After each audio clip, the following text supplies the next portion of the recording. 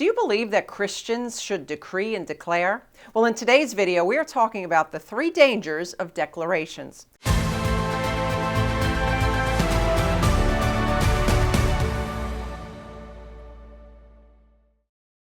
Well, hey, my friend, in case we haven't met yet, my name is Kris Reece, and if you are looking to grow in your faith, defeat life's devils, and become everything you were created to be, go ahead and click that subscribe and notification button so you don't miss a thing.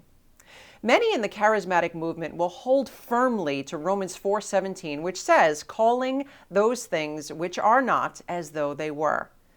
But are declarations biblical? Does saying, I decree or I declare before a statement automatically make it true?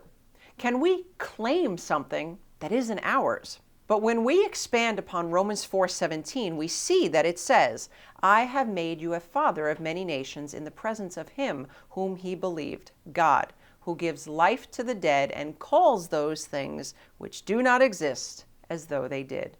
It is God who calls these things that are not as though they were. So there are dangers when it comes to making declarations that are not ours to make. In fact, there are 3. Danger number 1, your jurisdiction is off. God has given us power over many things, sin, the enemy, and the power of the flesh, but power and authority are different. I may be able to physically overpower a police officer, but he or she will have the authority over me. And we may have the power to speak declarations boldly, but we don't have the authority to change God's will.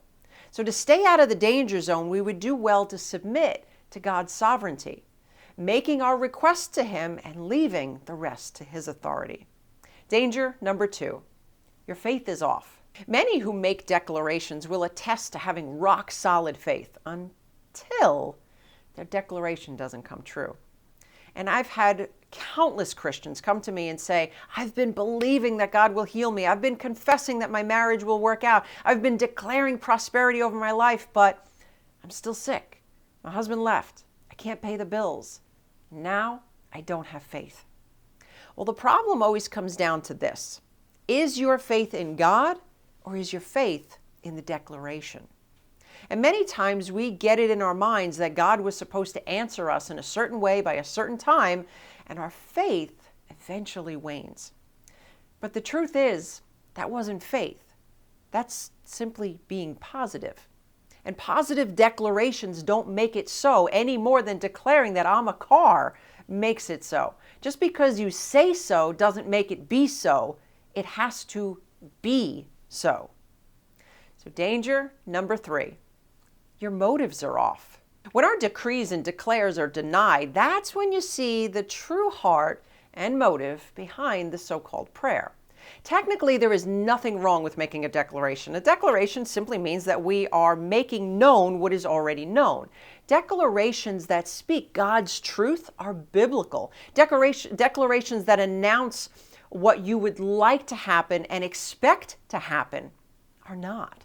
For example, my God will provide for all of my needs is biblical. I declare that this job is mine is not. You see, the difference in the declaration is the motive.